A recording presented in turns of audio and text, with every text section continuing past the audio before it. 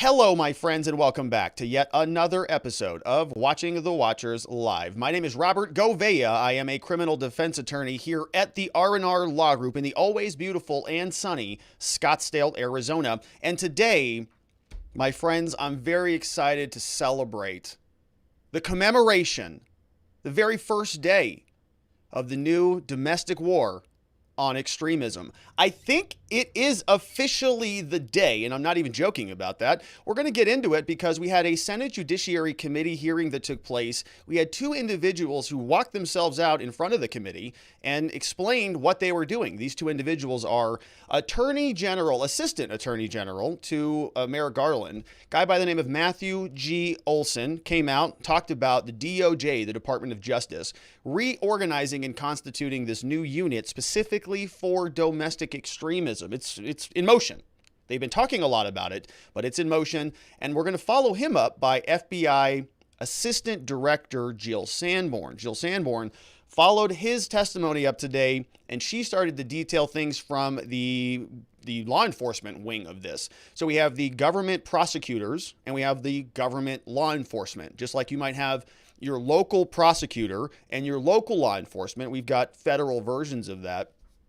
And so they are rolling that out, and we're actually going to go through the memorandum that the FBI published on their website, showing what powers they are now giving them to themselves, saying that on the back of this, we are, we're going to be getting more warrants and getting more access to all sorts of things, and judges are going to be empowered to do X, Y, and Z. And so we're going to talk about it. I mean, it's sort of the first day, and so we're going to get used to this under this new administration, and it's going to be fun, I suppose, to be, I guess, one of the most wanted, I guess. So we're going to talk about that. And then we're going to hear from some of the Republican senators because they did ask some good questions.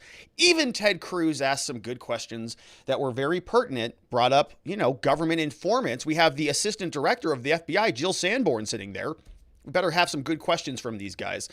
And we did. I'm happy about it. So we've got a lot to get to. And if you want to be a part of the show, the place to do that is over at watchingthewatchers.locals.com. And I want to give a shout out to, okay, so I'm trying this new chat thing that's going on here.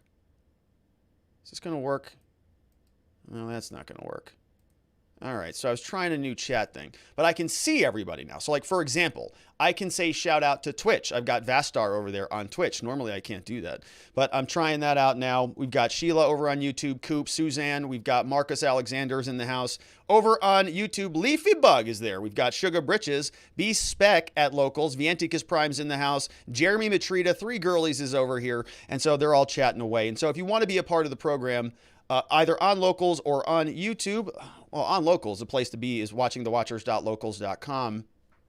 And you can see there's a form there, and you can use that form. And if you use that form, we'll do our very best to get to your questions. I don't think I'm going to be able to get super chats up on the screen. Maybe not. Maybe not. I don't know. So anyways, all right, without any further ado, let's get into the show because we've got to celebrate this horrific day.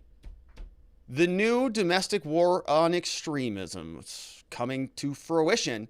We're right in the thick of it. And since we're going to be on the receiving end of a federal suppository indefinitely, let's go ahead and meet the feds, shall we? Here we have number one coming into the House. We've got Matthew G. Olsen, Assistant Attorney General. He was speaking in front of the Senate Judiciary Committee today, and he's going to be detailing what the prosecutors are going to do. The police are out there. They're going to round up the bad guys, but once they land in the prosecutor's office, what are we going to do with these Trumpers out there?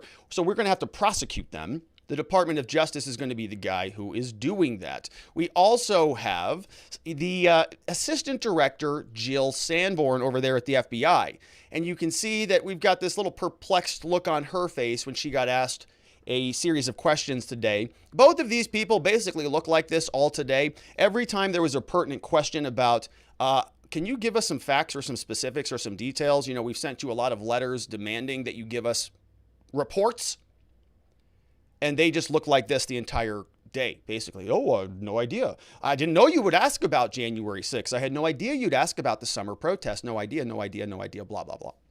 And so, of course, these are sort of the second in commands for these agencies. Matthew Olsen is, number 2 for Merrick Garland over the Attorney General at the Department of Justice. Jill Sanborn, she's kind of, the lieutenant out there for Christopher Wray, who is the director at the FBI. And so since these two people are going to be basically, throwing their tentacles in all over the place, let's go ahead and meet them, shall we? Jill Sanborn, she is the Executive Assistant Director with the FBI.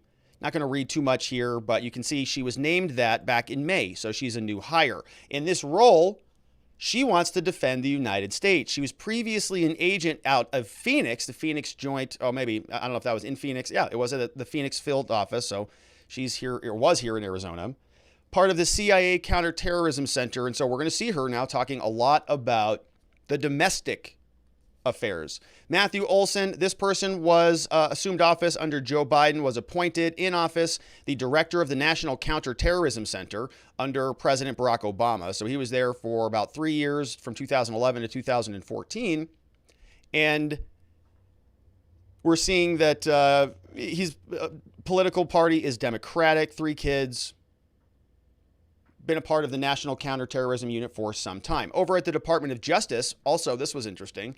He joined back in 1994. He was a federal prosecutor for some time.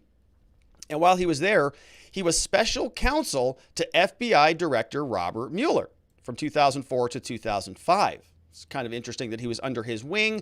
Don't know that he did anything there while, under like the Mueller report or the Mueller investigation, but he was sort of under the same, umbrella.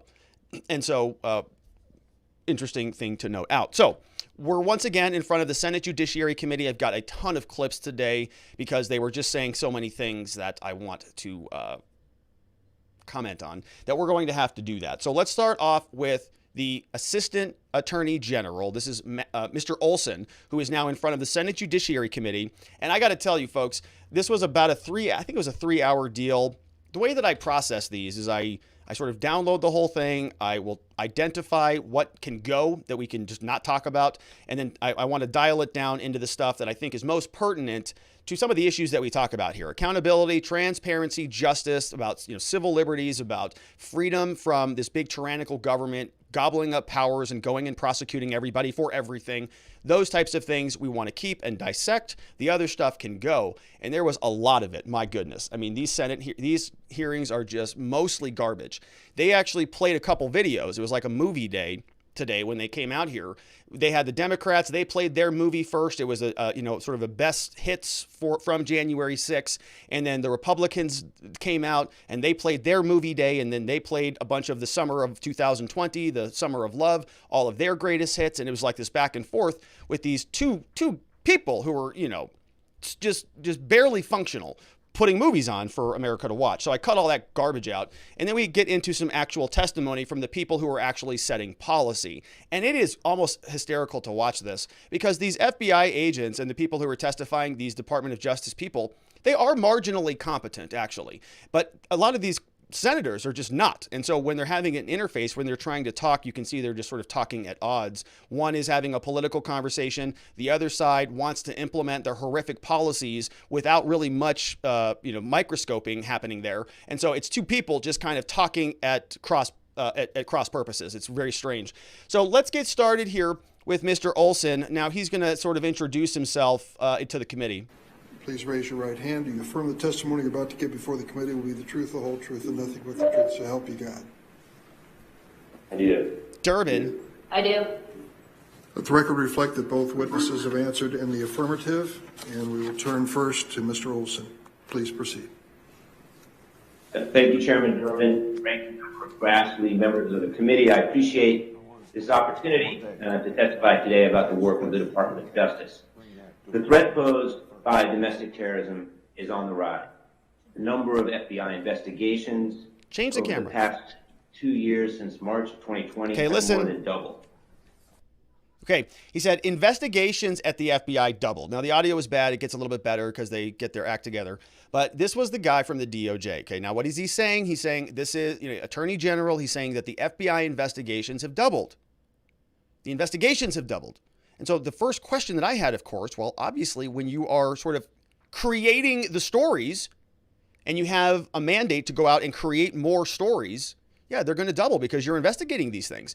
And this is not a joke. This is not hyperbole, okay? We've talked about this here on this channel. I made an entire video about Whitmer and the Whitmer plot and all of the things that the FBI agents did in that case to essentially concoct the entire plot. I mean, it was almost a 1-to-1 agent to alleged perpetrator ratio. It was insane. And they were paying $50,000 to this informant, and they were like encouraging him to not, when people would rebut the demands that they go and do something heinous, he would, really encourage them. So it crossed the line in many different ways.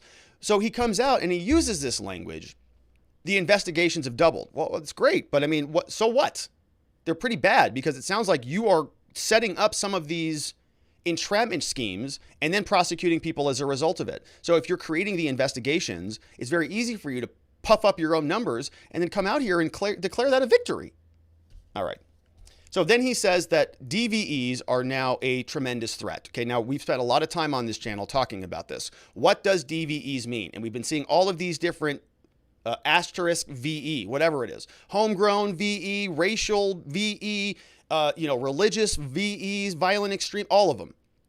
And then we got domestic violent extremism. Oh, that's the one. That's going to be the big umbrella under which you've got the racist, you got the white guys, the anti-government guys. You've got anybody who opposes, any, COVID lockdown orders, all of those people. You just identify them. You put them all under the domestic umbrella, label them violent, right? If they are violent, that's your limiting principle here. Otherwise, you just sort of put them under that umbrella, as we're going to see they do. Here he is. We continue to methodically gather and review the evidence, and we will follow the facts wherever they lead. The attacks in recent years underscore the threat that domestic terrorism continues to pose to our citizens, to law enforcement officers, to public officials, and to our democratic institutions. Based on the assessment of the intelligence community, we face an elevated threat from domestic violent extremists. Elevated threat from domestic violent extremists. Okay, so how are we going to define this? Can you define it for us? What are you going to do with this data? He says that it is sort of hard to define some of this stuff, but it is going to give us some additional powers. Let's hear what those are.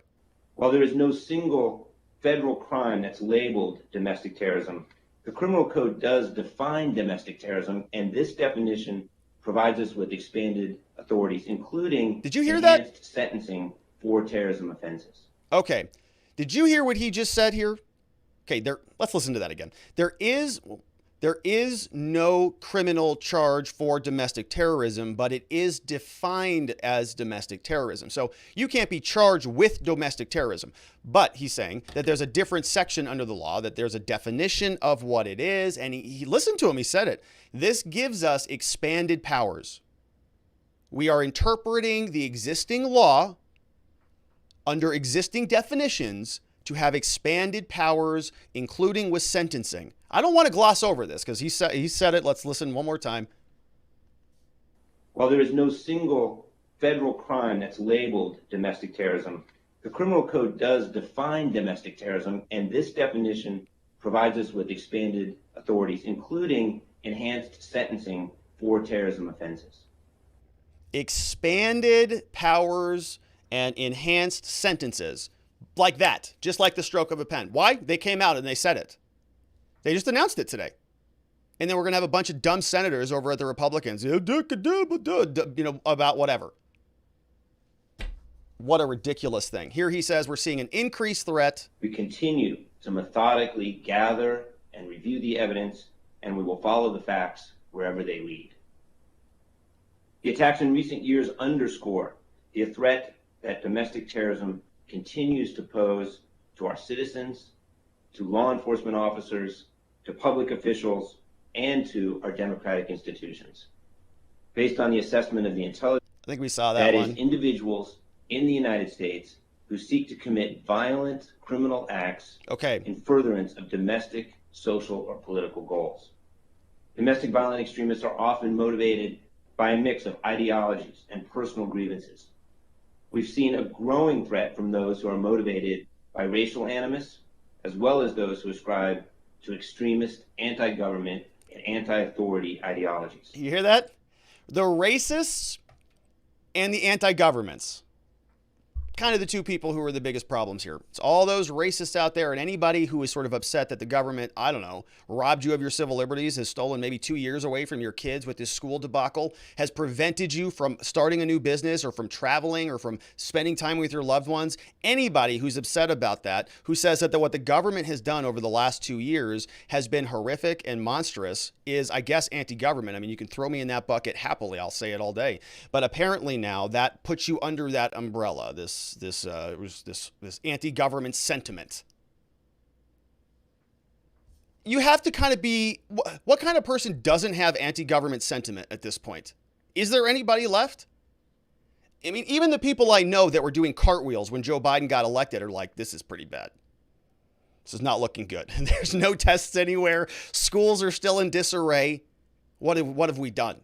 It's basically what everybody is thinking, as far as I can tell. Maybe things are differently where you're from. But a lot of people have buyer's remorse, and the poll numbers show it. So I think that everybody is recognizing pretty consistently that the government has botched this thing pretty badly. So now, if you think that way, you've got one of those indicia. Domestic violent extremism, indicia. And if you happen to be a white guy on top of it, oof, big problems. So let's see what else he has to say. What are they going to do about this? Now that they've been seeing this increase, now that they've defined it for us, now that we know it's the racist and the anti-government people, what are they going to do here? Because we've got, let's think about this. We've already got an entire Department of Justice. We've already got the FBI, which failed massively on January 6th, along with the DOJ. We can see that we've got offices all over the place. Capitol Hill police are setting up shop all over the place. We've got 50 different states with their own massive, law enforcement bureaucracies there. We have this country, law enforcement up. I mean, my goodness here. We've got cops everywhere. But do we have anybody to deal with domestic issues? I don't know. We probably could use another one, though. In addition, I've decided to establish a domestic terrorism unit to augment our existing approach. Yeah, good. This group of dedicated attorneys will focus on the domestic terrorism threat, helping to ensure that these cases are handled properly and effectively coordinated across the Department of Justice and across the country. Did you hear what he said? A new domestic terror unit to help support their current efforts, because they don't have enough of them. They don't have enough billions of dollars. They could probably use a little bit more. Lindsey Graham, as we're going to hear in a little bit, it even gives them that offer. But he's going to create a new domestic terror unit. One more time, here he is. In addition, I've decided to establish a domestic terrorism unit to augment our existing approach. This group of dedicated attorneys will focus on the domestic terrorism threat, helping to ensure that these cases are handled properly and effectively coordinated across the Department of Justice and across the country. I have decided I'm going to be creating a new domestic terror unit that coordinates everything. Okay, now he's announcing it. We're going to go through what he says this thing does, what powers he gets, but he announced it today. And you're going to hear from our Congress people. They're just going to gloss over this, right? And everybody's talking about who knows what else is going on in the news today. But this is like the day. And I think it's symbolic, right? 1/11, kind of a 9/11 thing. There's some symmetry there. It's a few short days after January 6th. They're rolling this out. We've got a new domestic terror program. Like it's here. He just said it. I am announcing the formation of. Boom. So what else? As the Attorney General has observed, combating the threat of domestic terrorism has been a core mission for the Department of Justice since its founding more than 150 years ago, when the newly formed department pursued the KKK to protect the rights of Black Americans under the Constitution. Today, investigating and prosecuting domestic violent extremists is one of our top priorities. Top priority. And David Malton sent in a super chat, says this is now a domestic terrorist channel. WYB. I don't know what WYB means, but I think it is. I mean, I didn't want it to be. I'm joking. We're not that. That's not official. Okay, but I mean, I think that's what he's saying. Pretty sure. Because I'm a defense attorney. I mean, I'm kind of anti-government in my bones. what? Like I have a whole company built around being anti-government. I've got a pretty anti-government sentiment going on, coursing through these veins. Okay, it's strong. But I guess that's a problem under this new administration. Now, here is where he's, we've talked about this point many times here, about how proud they are. You know, the DOJ, the FBI, they've got, field offices in all 50 states, plus the territories. They've got everybody. I mean, they've got billions of dollars, trillions of dollars over the years. They've got a lot of resources here. And he's very proud that they were able to conduct like 700 arrests. Here he is. Last week, we marked the 1-year anniversary Congratulations. of the attack on the Capitol on January 6th. Well done. In the wake of that attack, the Department of Justice has undertaken an effort unprecedented Really? in its scope and complexity to hold accountable all of those who engage in criminal acts. Unprecedented. As the Attorney General testified or discussed last week, we have arrested and charged more than 725 individuals Wow. for their roles in that attack, including more than 325 defendants charged with felonies. 325. Okay, so we gotta just rip on this for a quick minute. So a couple of things we have to put a pin in. All right, he had those numbers down pretty pat. He said we had 700 and something arrests, 300 and something of which were felonies. Okay. So two things. He had those numbers pretty well. Now, Ted Cruz later on in the show is going to ask about these numbers. We're going to hear Lindsey Graham and Mike Lee ask about these numbers. And then suddenly they're not going to have any numbers. I mean, they have them here. They're very proud of these cases. 700 total cases, 300 of which are misdemeanors.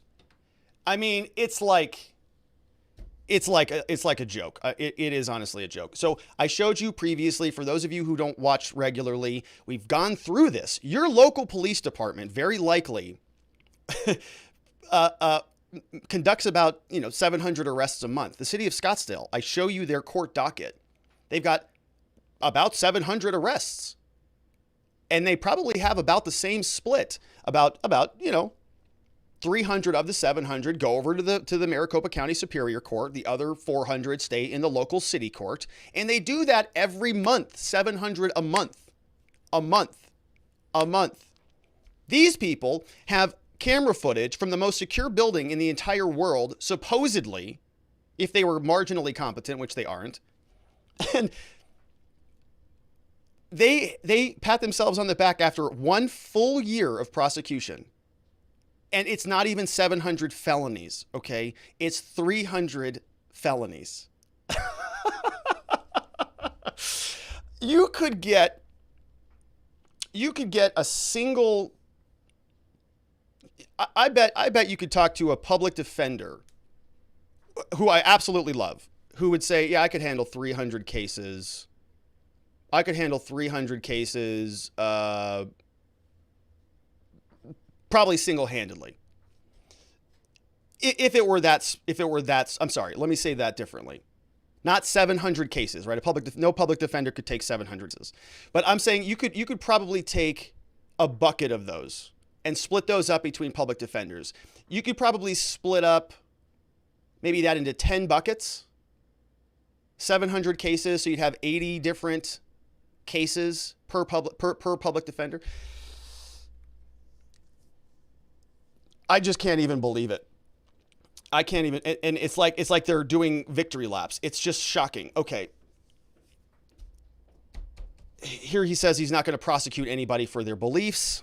Finally, if you believe it, all of our efforts to combat domestic terrorism, the Justice Department is bound by our commitment to protecting civil liberties and our duty to ensure equal and impartial justice.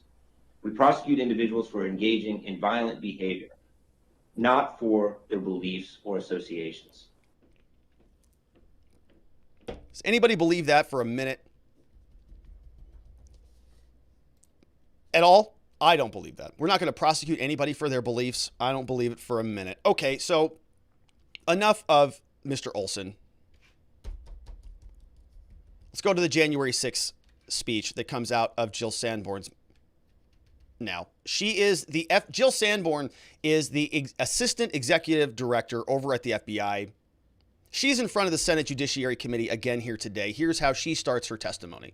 Good morning, Chairman Durbin, Ranking Member Grassley, and distinguished members of the committee. I am honored to be here with you today representing the men and women of the FBI.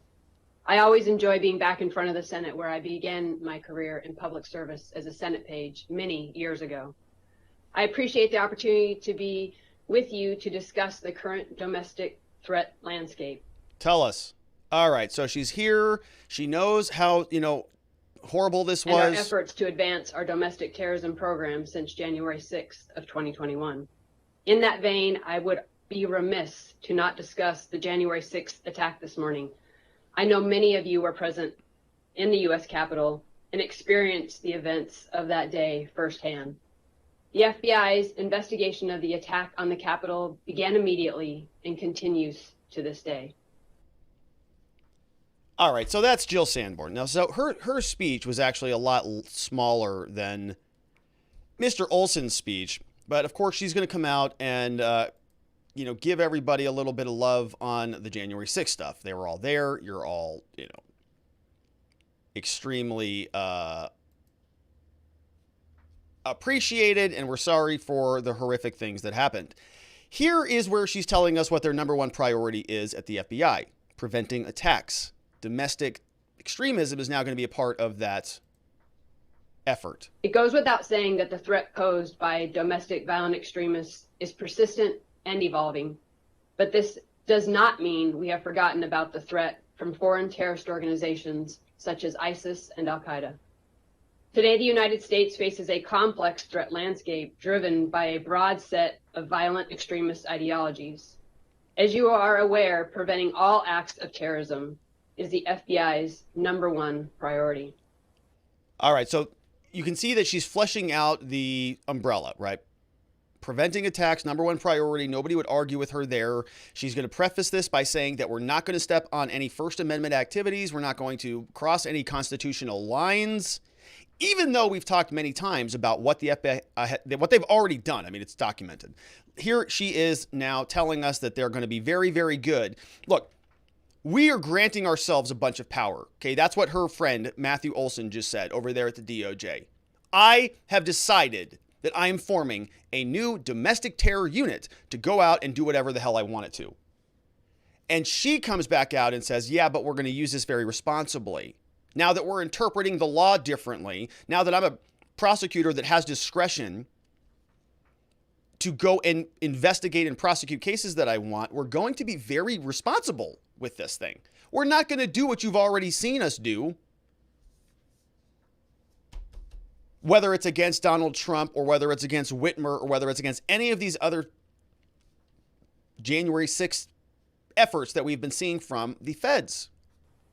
In describing the domestic terrorism threat landscape, we intentionally use words violent extremism because the underlying political or social positions and the advocacy of such beliefs, no matter how vile, are not in and of themselves prohibited by U.S. law.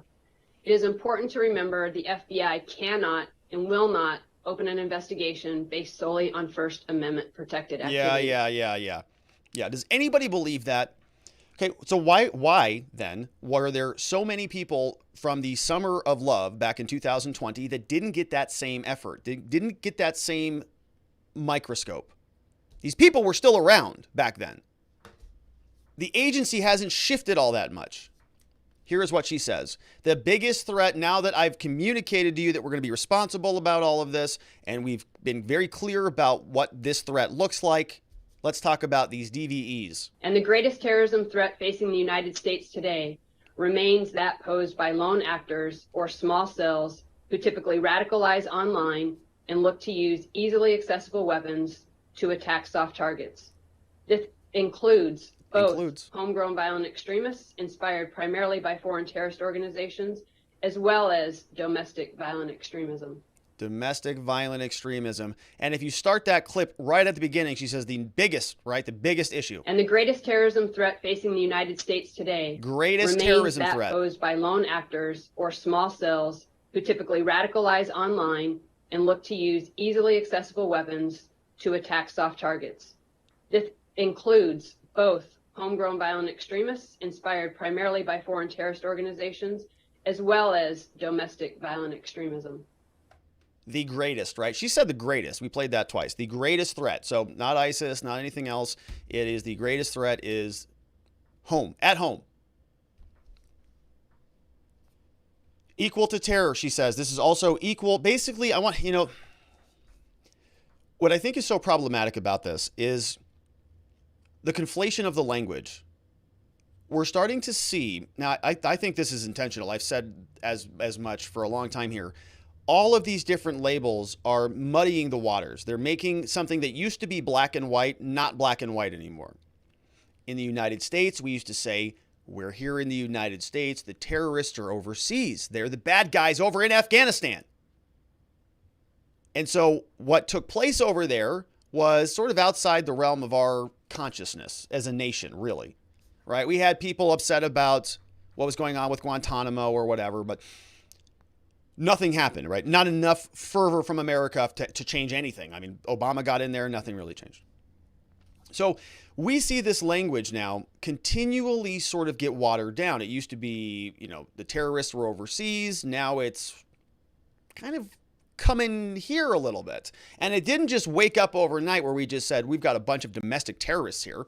It started off very small and very smoothly. We've got a bunch of homegrown extremists, and then we've got religious, violent extremists. And then we've got, the racially motivated extremist attacks. And we've got all these different conflated words, all these different labels that are being misapplied and reapplied, and we don't really know what it is until they come out and they start throwing out this new terror word, right? The greatest terror threat that we face is now from domestic violent extremists.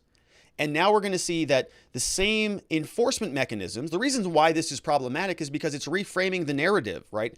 We're not talking about domestic policing anymore. If somebody is out there burning buildings down, we've got crimes for that. It's called arson, right? We've got criminal charges for those things. But this is creating a new layer, another layer on there, and it's sort of trying to impose new mechanisms of governance and enforcement by conflating foreign terrorism to domestic terrorism. I'm of the mindset that what we're going to see, I would estimate that we see some of the same tools that they use in that war domestically. That's why this is happening. She's going to do that right here. She's essentially, in this statement, going to be equating these domestic violent extremists to terror, to terrorism. And as an FBI agent, they use certain tools to go after the terrorists. And if it's the same thing, well, then maybe they're going to use the same tools here at home. Additionally, as we head into 2022, we assess racially or ethnically motivated violent extremists and anti-government or anti-authority violent extremists will continue to pose the most serious threats. And as such, the FBI has prioritized anti-government or anti-authority violent extremism to be commensurate with the threat posed by homegrown violent extremism, ISIS, and racially or ethnically motivated violent extremism. Did you hear what she said? These homegrown threats, what's happening here, is commensurate with ISIS, okay? We have spent trillions of dollars in the global war on terror. We have allocated resources, as far as I can guess, right? As far as anybody knows, I would guess trillions on the global war of terror over the last 25 years, got nothing for it. As far as I know. Now, maybe there's a Jack Bauer running around saving America at every turn. I doubt it based on what the level of competency that we have seen from the current state of affairs in Afghanistan. This is a pivot where this is a reallocation. Those resources, the eyeballs we're looking overseas. She said this is commensurate. This is equal to other terror threats, right? ISIS and what have you. One more time, here she is. Additionally, as we head into 2022, we assess racially or ethnically motivated violent extremists and anti-government or anti-authority violent extremists will continue to pose the most serious threats. And as such, the FBI has prioritized anti-government or anti-authority violent extremism to be commensurate with the threat posed by homegrown violent extremism, ISIS, and racially or ethnically motivated violent extremism. There it is. Equal to terror. And we know what that global war on terror looked like. We know exactly how much effort they put into that thing. Are you excited for that to come home? I'm not. So she gives us briefly a little bit of a breakdown. I see that Catherine Blair sent in a super chat, says, what exactly qualifies as domestic terrorist ideology? It's a good question, Catherine. Probably people who ask questions like that. Are you challenging authority? Are you a terrorist, Catherine? I don't know what it is. I think it's anybody, right? The real thing was sort of anti-government sentiment. People who are upset about lockdown orders and things. People who are upset about the government response to COVID. This is the problem. You nailed it exactly on the head. The question is, who is defining these terms? And if the terms are messy, if they're poorly defined, they can mean whatever you want them to mean, which is exactly what they're doing. We had another one from Patricia Molina, says, the KKK took my baby away. They took her from, that's from the Ramones? The DOJ aren't doing nada. I don't know. Is that a real song? I don't know if that's really from the Ramones. But to Catherine's question, you can see here. The FBI divides the domestic. This is how she's explaining it. The FBI divides them into 5 groups. The FBI divides the domestic terrorism threat into 5 broad categories. Today, based on the topic of this hearing, I am confining my remarks to the 2 most prevalent categories: racially or ethnically motivated violent extremism and anti-government or anti-authority violent extremism. When evaluating the current domestic terrorism threat, we assess that racially or ethnically motivated violent extremists advocating for the superiority of the white race Racist and whites. anti-government or anti-authority violent extremists, specifically militia violent extremists, present the most lethal threat. Anti-government militias. Okay, so the white guys and the anti-government guys. So I guess gals too in there probably, but I would suspect that they're I don't know. I mean, hopefully there's women in those groups because, you know, all right. So that's what they've got. Now, also, she's saying that people who were upset about this last election, you're also part of the problem. Wrecking America. Many domestic violent extremists also plotted to conduct attacks due to personalized grievances, including anger at government responses to COVID-19, immigration policies, and perceived election fraud. Perceived election fraud. Did she have attitude here? Did she have attitude? One more time. Here it is. Many domestic violent extremists also plotted to conduct attacks due to personalized grievances, including anger at government responses to COVID-19, immigration policies, and perceived election fraud. Perceived election fraud out there, you Trump idiots. So you can see, folks, look, if you take an issue, she said immigration, if you're upset with immigration policies, you might be a terrorist. If you're upset with the election, you might be a terrorist. If you're upset with any of these COVID policies, you probably are a terrorist. And you are now under scrutiny of the new FBI. But don't worry, folks. Rights are sacred. They're not going to prosecute you. The FBI holds sacred the rights of individuals to peacefully exercise their First Amendment freedoms.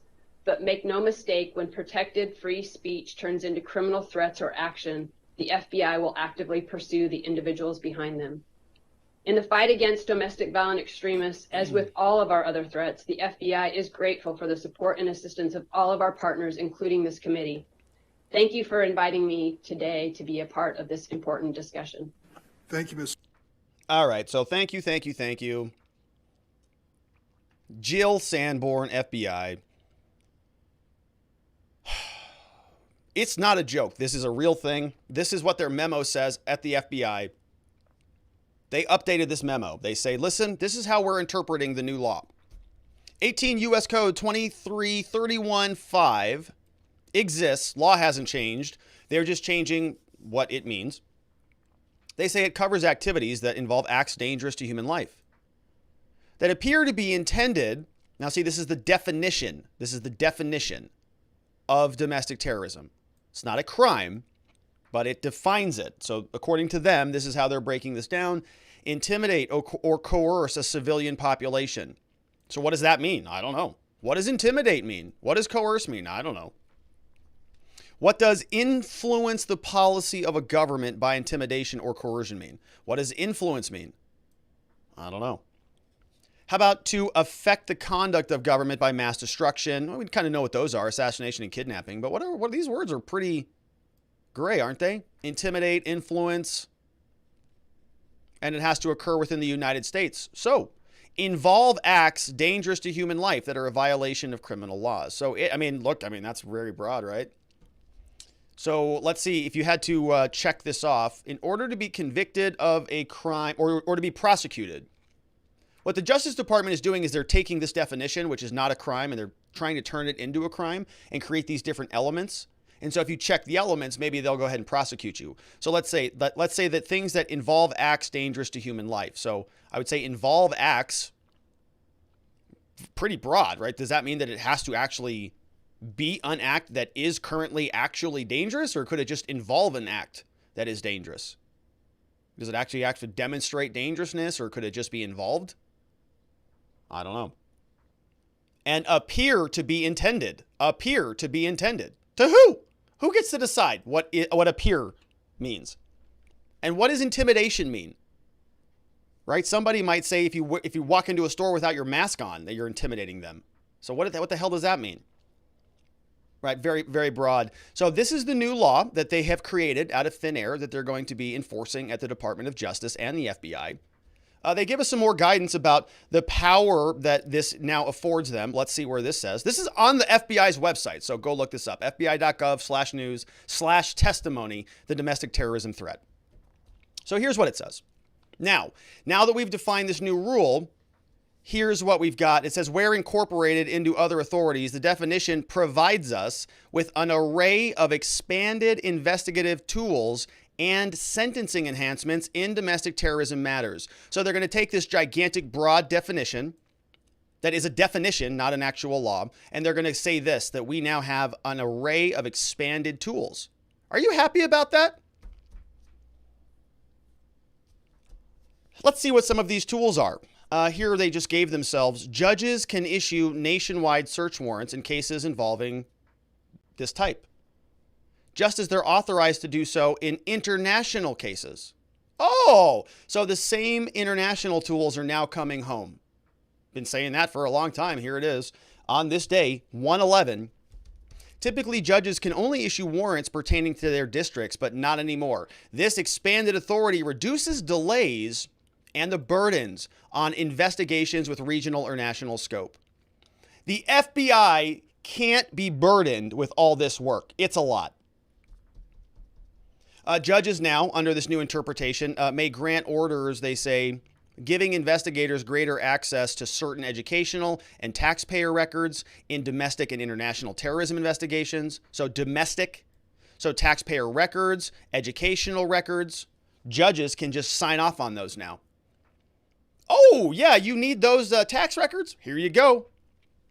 Investigative and law enforcement officers have additional authority to share intercepted communications and derivative evidence with appropriate local officials and federal officials as well when disclosing information revealing a threat. So they can just now intercept your phone calls. They'll just go ahead and do that. Not a big deal. Government attorneys also have additional authority to share grand jury matter, including when appropriate, federal, state, local officials. So they're going to be disclosing that stuff now. Some statutes, particularly ones relating to conduct that impedes our investigations, I don't need to read that one. It says here, in addition, the Federal Criminal Code, so they're going to change some other rules. The Federal Criminal Code contains a definition of federal crime of terrorism to mean an offense that is, quote, is calculated to influence or affect the conduct of government by intimidation or coercion, or to retaliate against government conduct, and violates one of the enumerated statutes prohibiting. That definition includes both domestic and international terrorism. And it provides enhanced authority with respect to investigation, detention, and sentencing. They're just giving themselves more powers. Day by day, Congress has extended the statute of limitations. They've created a rebuttable presumption of pretrial detention for offenses of terrorism. So they're going to be able to hold people pretrial, right? Just hold you indefinitely. Saw some of that taking place with the J6 cases. any act that is indictable under the law. Gives them some more powers for racketeering under the RICO Act. We've got the sentencing guidelines provide sentencing enhancements. So if you are convicted, you're going to go to departure, upward departure. So sort of aggravating the penalty will go up. Congress has also authorized lifetime supervised release for other types of offenses. So this is on their website. DOJ interpreting existing rules, saying as government prosecutors, we're now going to modify our policies. We're going to sort of adjust our discretion and interpret things differently. And we're going to be working in conjunction with the FBI to now engage in full force, as a matter of written documented policy, this new war on domestic extremism.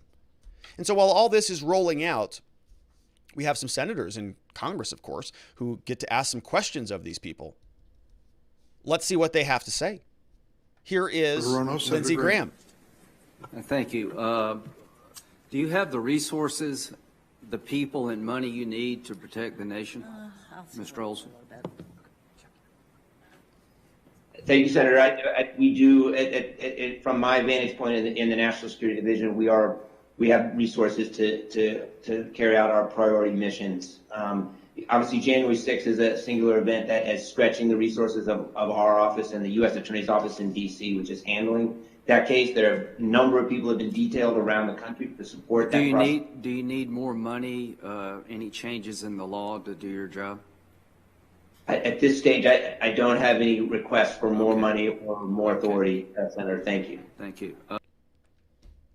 Great. That's our Republican leader. Those are our Republican congressmen out there. They just said they're rolling out domestic surveillance and terrorism. They're coming for the people, man. Do you need any more money for that? Says Lindsey. Sounds good. Can I cut you a check for that? Here, how much do you need? Just let me know. So he goes after him a little bit now, to be fair to Graham. He says, hey, Kamala was out a couple days ago. She gave us some pretty important dates. Kind of equated that whole Pearl Harbor thing to this January 6th thing. What do you think about that? The vice president equated January 6th with Pearl Harbor and 9/11. Do you agree with that?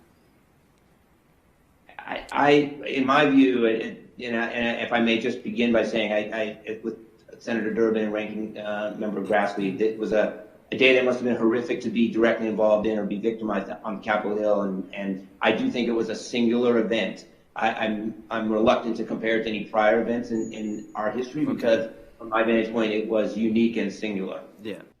Okay, so it's a good question. It's a fun question. We all like to see it. We all like to see him squirm a little bit. But what the heck does it have to do with them rolling out this new domestic war on extremism?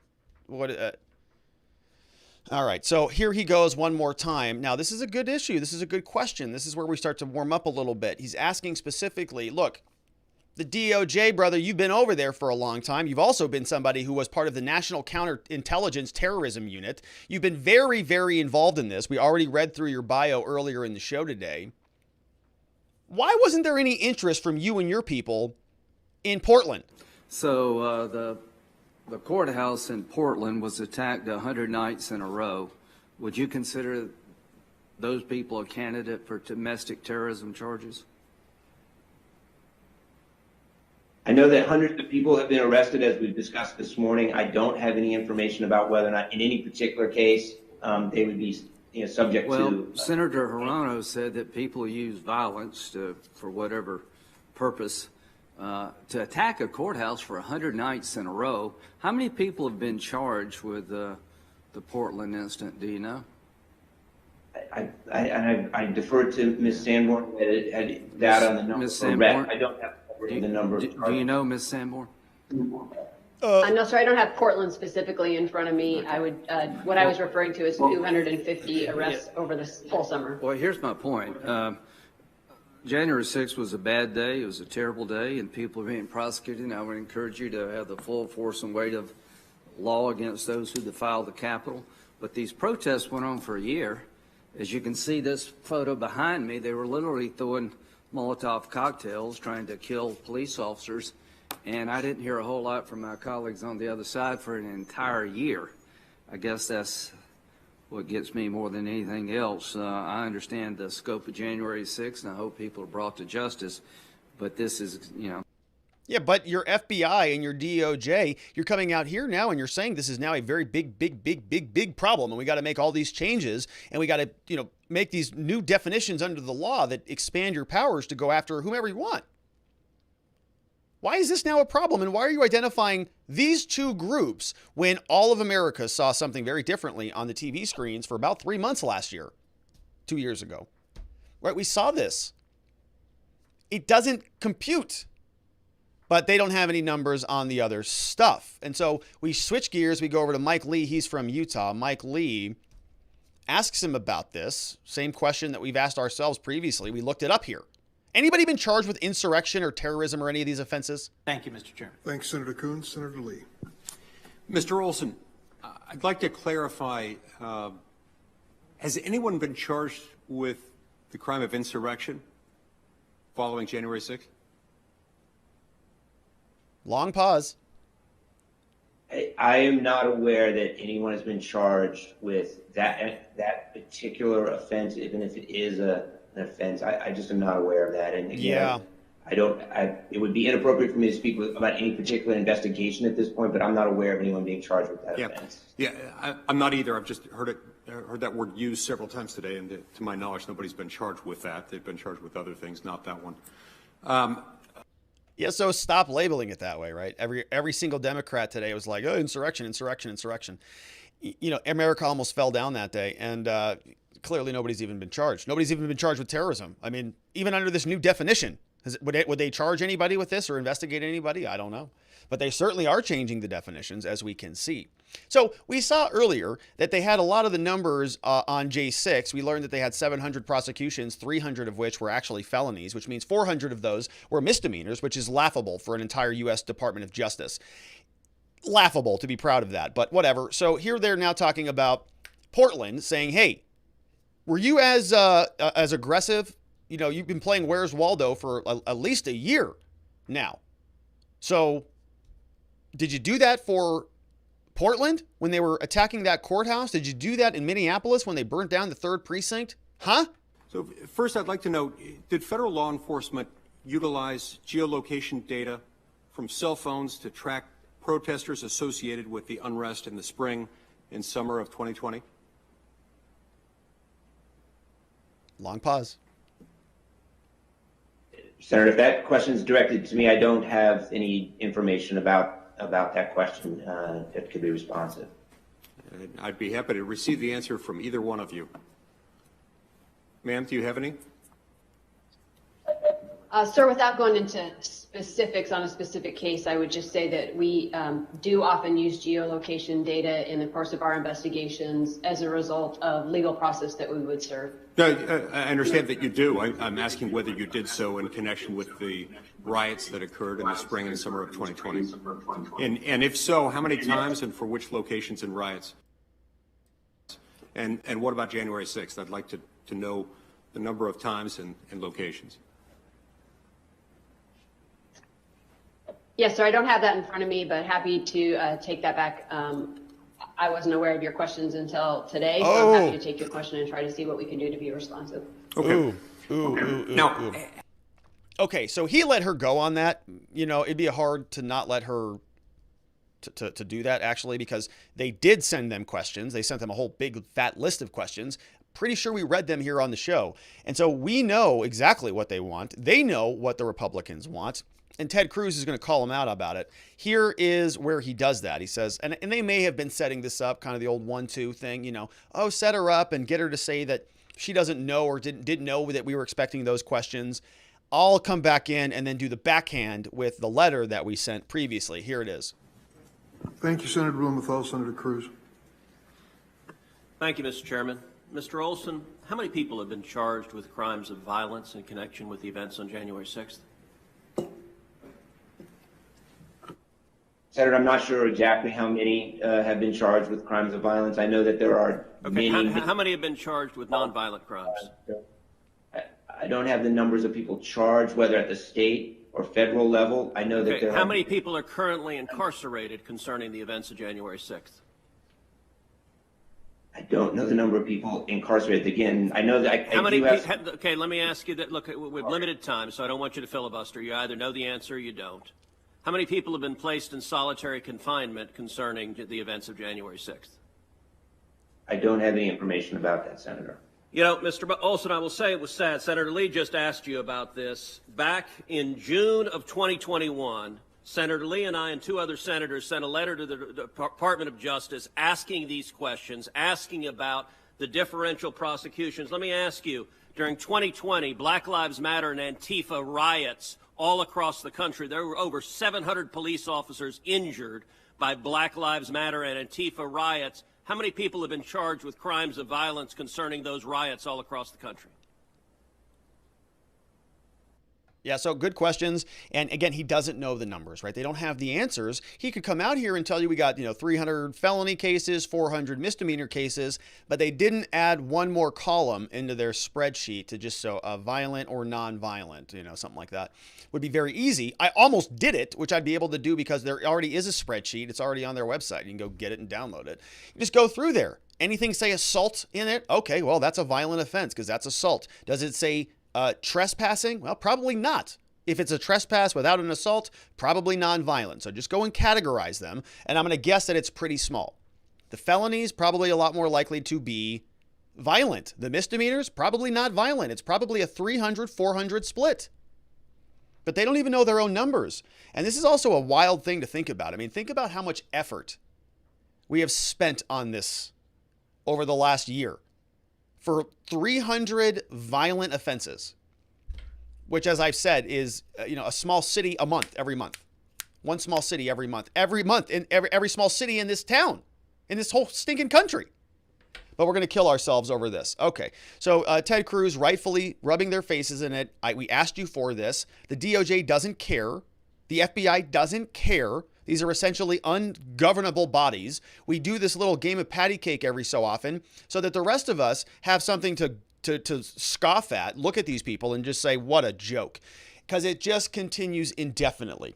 They just rolled out the domestic war on extremism here locally in the United States.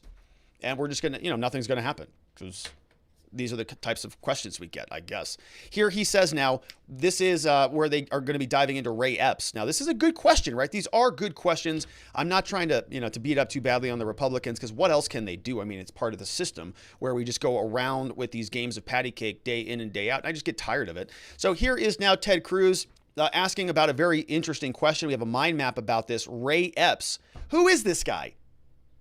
Were there feds involved in January 6th? You're rolling out this new domestic program, giving yourself all sorts of new powers. Did you investigate this guy, or was he one of your own? Here is Cruz. I want to turn to the FBI. How many FBI agents or confidential informants actively participated in the events of January 6th? Sir, I'm sure you can appreciate that I can't go into the specifics of sources and methods. So did any FBI agents or confidential informants actively participate in the events of January 6th? Yes or no? Sir, I can't answer that. Did any FBI agents or confidential informants commit crimes of violence on January 6th? I can't answer that, sir. So more than zero. Did any FBI agents or FBI informants actively encourage and incite crimes of violence on January 6th? Sir, I can't answer that. Ms. Sanborn, who is Ray Epps? Ooh! I'm aware of the individual, sir. I don't Look at have that face. A specific background to him. Ooh. Well, there are a lot of people who are understandably very concerned about Mr. Epps. On the night of January 5th, 2021, Epps wandered around the crowd that had gathered, and there's video out there of him chanting, "Tomorrow, we need to get into the Capitol, into the Capitol." This was strange behavior, so strange that the crowd began chanting, "Fed, Fed, Fed, Fed, Fed, Fed." Ms. Sanborn, was Ray Epps a Fed? Sir, I cannot answer that question. The next day, on January 6th, Mr. Epps is seen whispering to a person, and 5 seconds later, 5 seconds after he's whispering to a person, that same person begins to forcibly tear down the barricades. Did Mr. Epps urge them to tear down the barricades? Oh, these are good questions. I want to know the answer to these questions. Don't you want to know the answer to these questions? A lot of people do. We have an entire mind map built around this question. Who is Ray Epps? Very curious case. Would love to get some answers on this one. So poor little Jill over there, she's squirming in her seats because she knows it's very suspicious. Look at this. Ray Epps, this is at the West Perimeter. We've talked about this many times. This is that very moment at the first breach. I think it was 12:53 p.m. that night. First breach goes in. The rest of it goes downhill from here. This guy in the Trump hat was number 16 photograph on the FBI's most wanted list. Number 16 was on there bright and early because he was part of the first group in there. And then suddenly, he's not on the FBI most wanted list anymore. Internet went hog wild. They found everybody. Found him. Not far from, he's here in Arizona, allegedly. But they took his photo off the most wanted list. That's weird. It went 13, 14, 15, 16, Ray Epps, 17, 18. And then you check back a couple months later, and it goes 13, arrested, 14, arrested, 15, still at large, 16, it's just gone. It's just gone with the wind. There's no photo of Ray Epps anymore. 17, next guy arrested. Oh, that's very curious. Almost like they found out he was one of their own and then removed the list. Curious.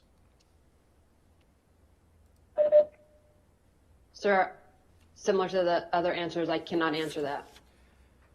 Shortly thereafter, the FBI put out a public post seeking information on individuals connected with violent crimes on January 6th. Among those individuals, in the bottom there, is Mr. Epps. The FBI publicly asked for information, offering cash rewards for information leading to the arrest. This was posted, and then, sometime later, magically, Mr. Epps disappeared from the public posting. According to public records, Mr. Epps has not been charged with anything. No one's explained why a person videoed urging people to go to the Capitol, a person whose conduct was so suspect the crowd believed he was a Fed, would magically disappear from the list of people the FBI was looking at. Ms. Sanborn, a lot of Americans are concerned that the federal government deliberately encouraged illegal and violent conduct on January 6th. My question to you, and this is not an ordinary law enforcement question, this is a question of public accountability. Did federal agents or those in service of federal agent actively encourage violent and criminal conduct on January 6th?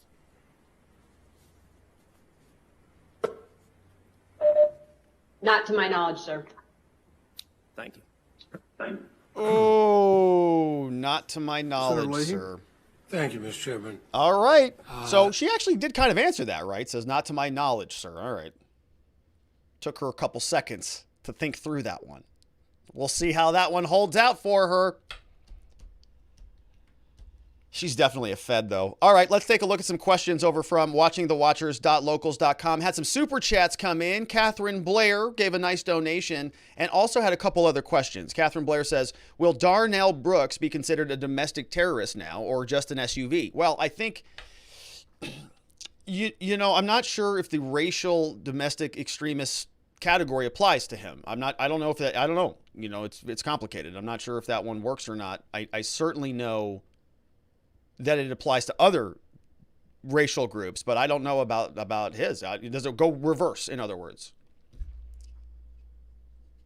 But probably they'll just charge his SUV with terrorism because that was really the bad actor there. We also had another one from Catherine says, the way they word things are the way the words are currently being manipulated and redefined with all aspects of our society. This language is terrifying. It is terrifying. It's done very intentionally. You know, I think language is very, very powerful. Right? It's part of the big reason I sort of changed my last name, right? It's an identity. It's labels. It's symbolic. It means stuff. For those of you who do not know, my mother's last name is Gouveia. I am my mother's son, 100%. And so this is something I've been thinking about for a long time. But, right, these things matter. That's why we label things. Many people say Donald Trump got elected because he labeled things appropriately. Because he labeled Jeb Bush low energy. He's very low energy Jeb. Kish, you know. And all of his labels were very powerful. So you have to think about these things. And they're doing this intentionally. They're conflating all of these different words. They want you in your mind to look at your fellow citizen like a terrorist, because that's going to justify the FBI to captivate, to take advantage of your fear and gobble up more power.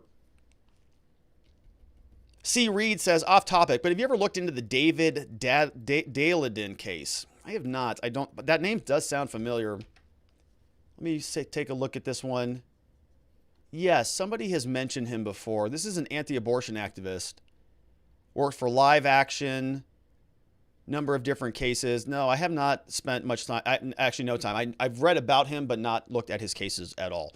Very, very interesting, though. All right. And so those were the super chats that came in. Jessica Mai says they are doing to the right what they've been doing to the black community. If only the two sides could see it.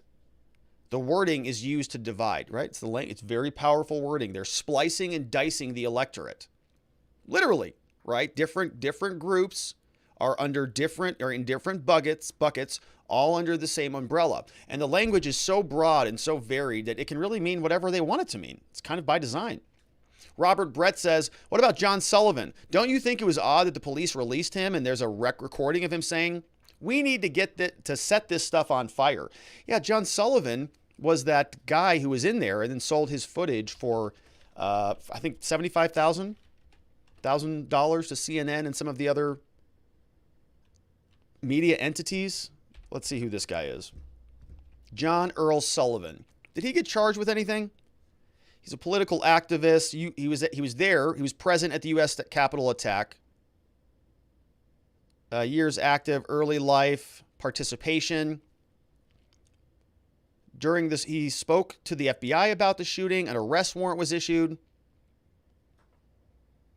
By May, he faced 8 charges. Prosecutors, I don't know what the outcome is on that. Well, so very interesting. I'll have to look into that one. Thank you for teeing that one up. That came over from Rod Brett on YouTube. Yeah, I don't know what happened to that guy. I remember him. He got like 75 grand for that footage, if I recall correctly.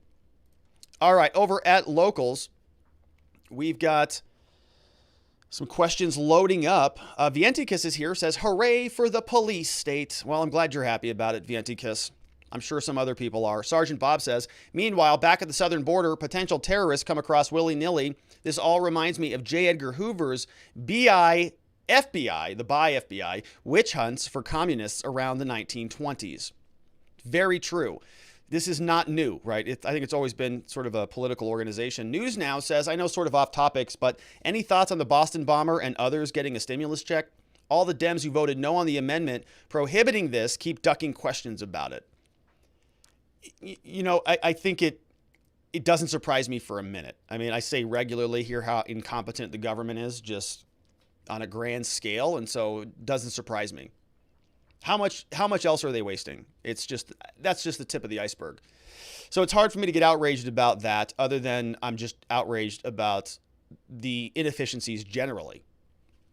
So just throw it in there. Sergeant Bob says, domestic terrorism, quote from Humpty Dumpty, a word shall mean exactly what I wish it to mean. Nothing more, nothing less. That's from Sergeant Bob. It's a good quote. Did Humpty Dumpty say that? Three Girly says, when they start nailing down on BLM and Antifa as DVEs, then I will listen to them on their agenda. But at this point, it's just as bad as an overarching government who allows certain political violence and persecutes other political violence. Exactly right. Exactly right. It's a standard. Okay, I'm not for violence of any kind. I don't want to excuse one side or the other, but they are. That's exactly what they're doing. And that's what people are calling them out for. Vientica says, as sad as the event was, I can't find any better example of what I would consider a DVE as the guy who decided to drive through the parade. Given the fact that I'm pretty sure the idea of DVE is to go after people of the lighter skin tone, I do find it pretty funny that I can think of no better face than this DVE thing that we're supposed to worry about than Darrell Brooks. But let's be honest. All people cheer on their own demise when they cheer on the demise of other people. All people cheer on their own demise when they cheer on the demise of other people. So the idea that the whole DVE thing will stick to a certain ethnic group in the long run is laughable. It's a great point there, Vienticus. The idea being that if you're somebody who's cheering on the downfall of somebody else, you're next, right? There's that quote. Is it from Eli Wiesel from the book Night? First they came for somebody, right? Where'd that come from? First they came. Poem from German Martin Niemöller. First they came. Poetic form of a 1946 post-war confessional. It's about the cowardice of German intellectuals following the Nazis' rise to power, purging their own their chosen targets, group after group, many variations. Yeah, first they came for them, then they came for them, then they came for them, then they came for me, and there was nobody else to save me because they were all gone. Problematic times. We've got some more questions here. 503 Unlimited says, this is what I was worried about when the USA created the global intelligence security apparatus during Bush Jr.'s administration. God help us all. That's how I feel today. And I feel like this is probably something that's just going to get mostly glossed over. But they just changed everything today. So let's see what else. Sergeant Bob says, I am Sergeant Bob, retired law enforcement, and I do not approve of this message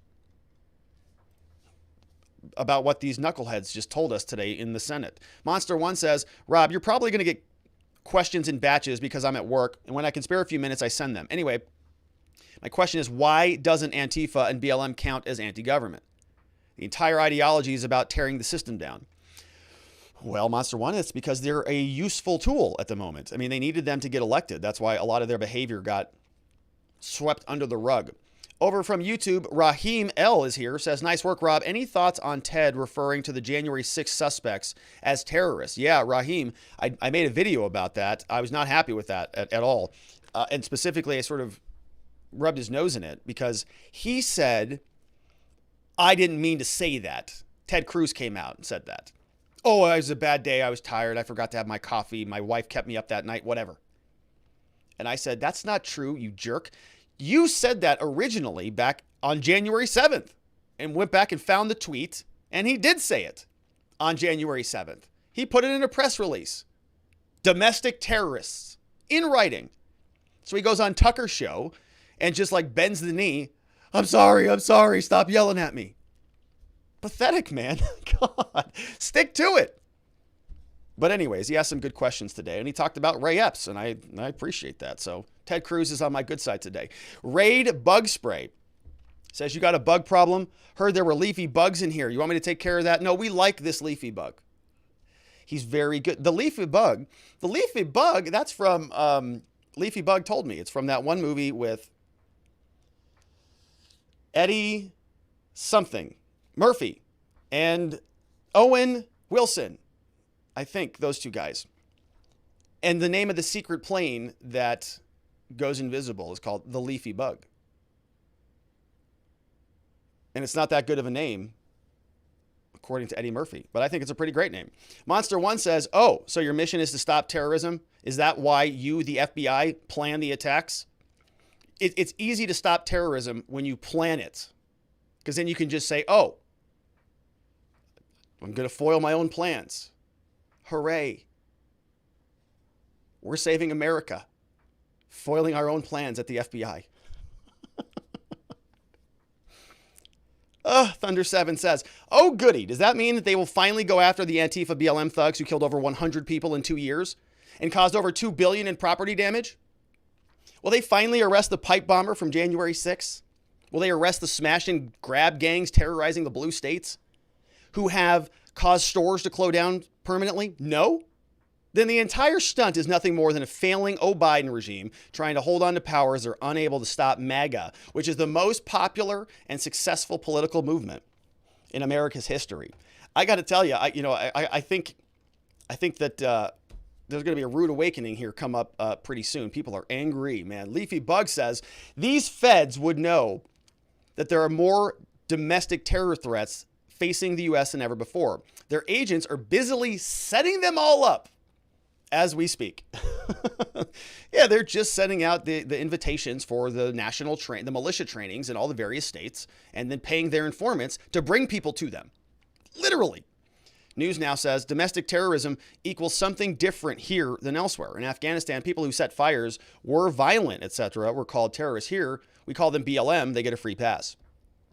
They need to fully prosecute all the ones out there setting fires, attacking cops, using Molotov cocktails, and entering the Capitol under violent circumstances, not just picking and choosing the ones who have different political beliefs.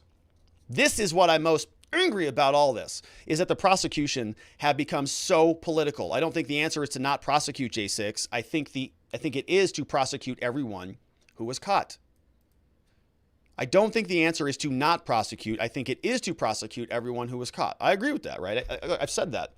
I've never said that anything that happened on January 6th was sort of excusable and that it all should just be swept under the rug. But I've also said it's not the crime of the century. It's not Pearl Harbor. For crying out loud. Monster One says, remember Ted Cruz's political career didn't kill itself. It was murdered by Ted Cruz. That one is true. Now, the Epstein stuff, I don't know what happened there, but Ted Cruz did murder his own career. Vientikis says, if I remember my history correctly, a lot of gun laws came into place around the time of the Black Panthers. Also, I miss the Ramones. That quote is from the chorus of one of their songs. I'm glad I got to see them live back in the day. Sounds like it was a good time there, Vientikis. I don't know much about them, but I'm glad you enjoyed it. Monster One says, are the immigration policy people... She's talking about the people from Portland who attacked an immigration facility for 100 days. I doubt it. She's obviously talking about people who are upset with the Biden's open border policy. From Monster One, we have a few more here. We've got Thunder 7 says, the American people know that ISIS, gang members, illegals, we've got crime in cities is the real domestic terror threat. The corrupt DOJ, FBI have aligned with the Marxist Dems who attack patriots who put America first. They put China first, and the American people know it. Quite frankly, Rob, nobody cares what any of these lunatic left nuts have to say. Nobody listens to them, and their news conferences make them feel important. I think there's truth to that. I think there is growing truth to that. I mean, you can see what happens every time, there's a Rogan incident. It's like not a fair fight anymore. Rogan has a way bigger audience than those people. And they can feel it. You can see them feeling it. Grouchy old cat lady says, she said that threatening word Trump used, fight against. Did she say fight against? Somebody better tell Liz Cheney. Does that mean she is inciting a domestic terrorist threat? Sounds like it. I mean, if she's fighting for anything, she might be trying to incite a coup, as far as I can tell. Inquisitive Citizen on YouTube says, the irony of the retired police sergeant being unhappy about this rights-violating government tyranny is really funny. The irony of a retired police sergeant being unhappy about this rights-violating government tyranny is really funny. Well, look, there are good police officers out there. There's no doubt about that. I know, there's this sort of contingent of people that say all cops are bad. I've never been in that contingent. I started a whole channel calling out the bad popo, and I'd like to make sure we hold them accountable, but I've met many, many very good police officers who want to go out there and help their communities, and Sergeant Bob is one of them. So, I think that there's a big difference between the feds and local law enforcement. I mean that through and through. It's like the more that the local law enforcement agencies try to become like the feds, that leads us to a lot of these problems. And they're creating their own sort of domestic federal surveillance force right now. They just announced it today. Sergeant Bob says, nationwide judge shopping approved. DC judges will approve anything. It's exactly why they want to do this. They can just go, here you go, judge. Every time. Yep, get him, get him, get him, get him, get him.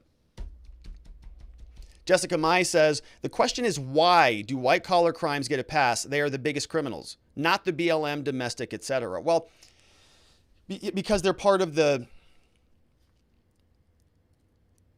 They're part of the upper circle, right? There's a group of I think, of people that just operate according to a different system of justice, just different rules. And it is unfortunate. I mean, it's a really big problem. I think it's a big part of the reason we do this show. I do the show is because it irritates me that there are two standards for people. You know, people who come through our office are good people who got into a little bit of trouble, and we have to deal with the justice system that wants to just wreck them. But there are actual, evil people out there, bad people who are doing things intentionally to take advantage of other people. They're in positions of power. Ghislaine Maxwell is going to serve time for a lot of those people who have done very horrendous things. But the justice system, the U.S. Department of Justice, and everybody just goes, oh, whoo. Is she going to talk? She's not going to talk? Whoo. Okay, good. I guess we're just going to put her in there, and then she can appeal it, and we'll let her out in a few years, and we'll just move on with the next thing. That's how most of this stuff goes. We have Three Girlies says, doesn't Congress need to be the ones changing the law?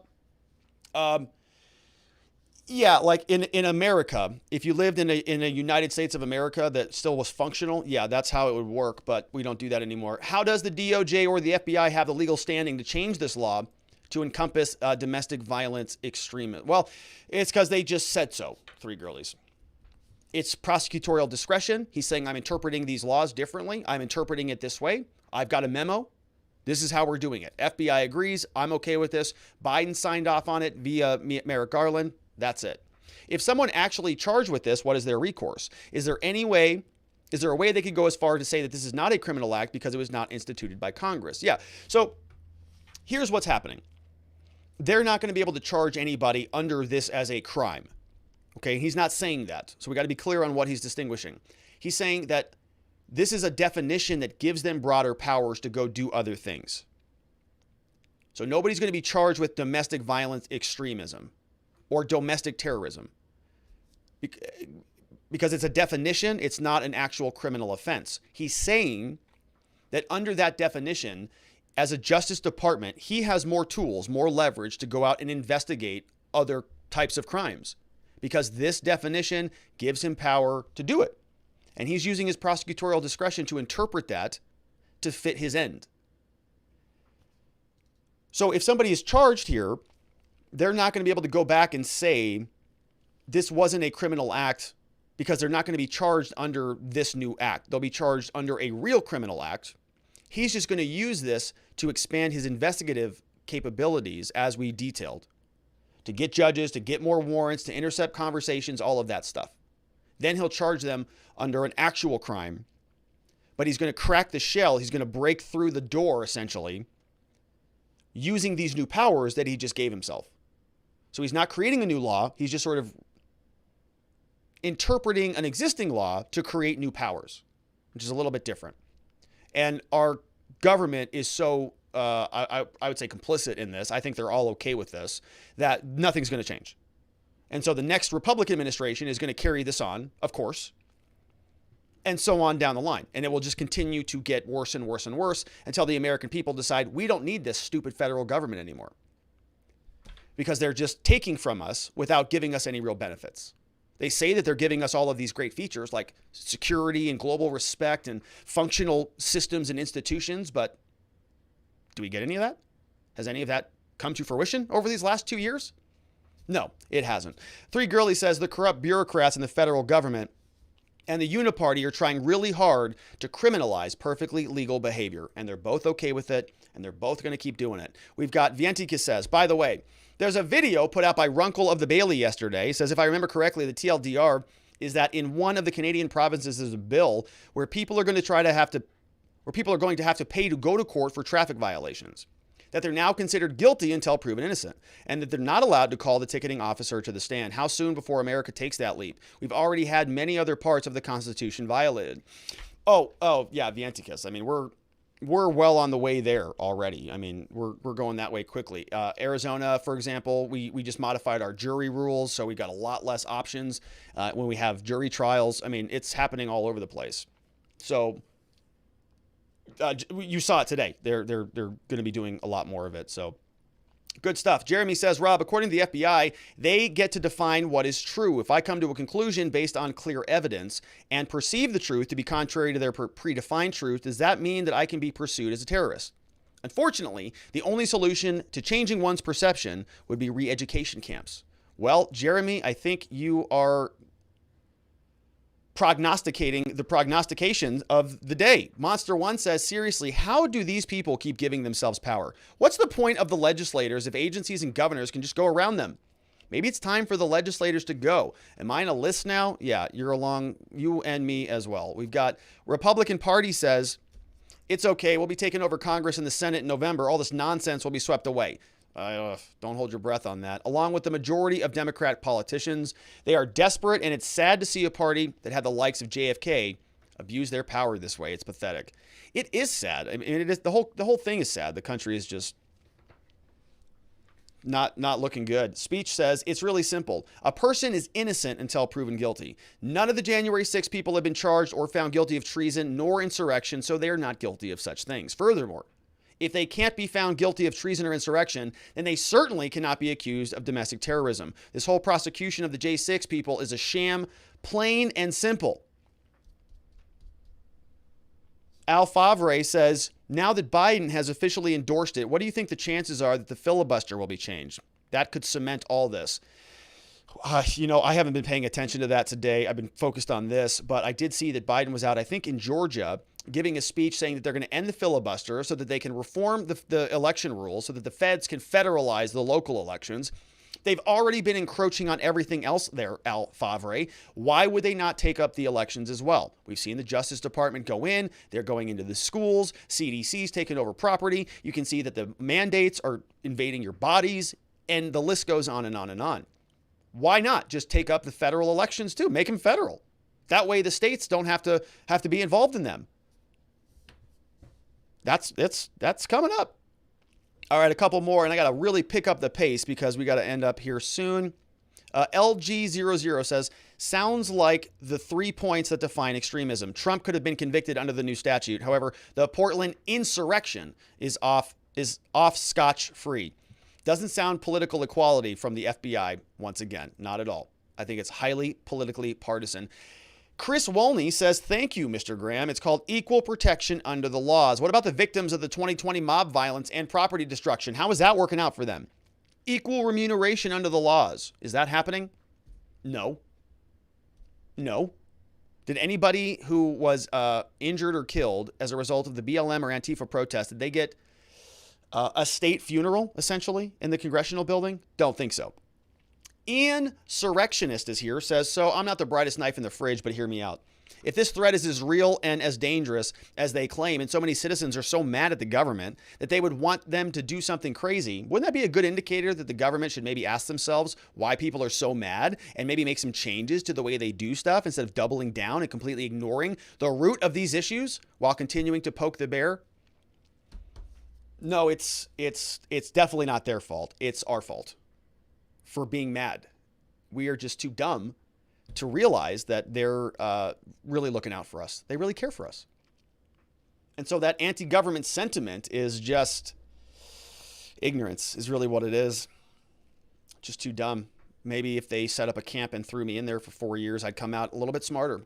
We can only hope, can't we? Let's see what else. We've got Look 2G says, Eisenhower said, beware of the military-industrial complex. And I've never thought that our government would have the desire or the audaciousness to attack its own population during my lifetime, but here we are. Feels like our government is preparing to assault us and our God-given rights. I agree.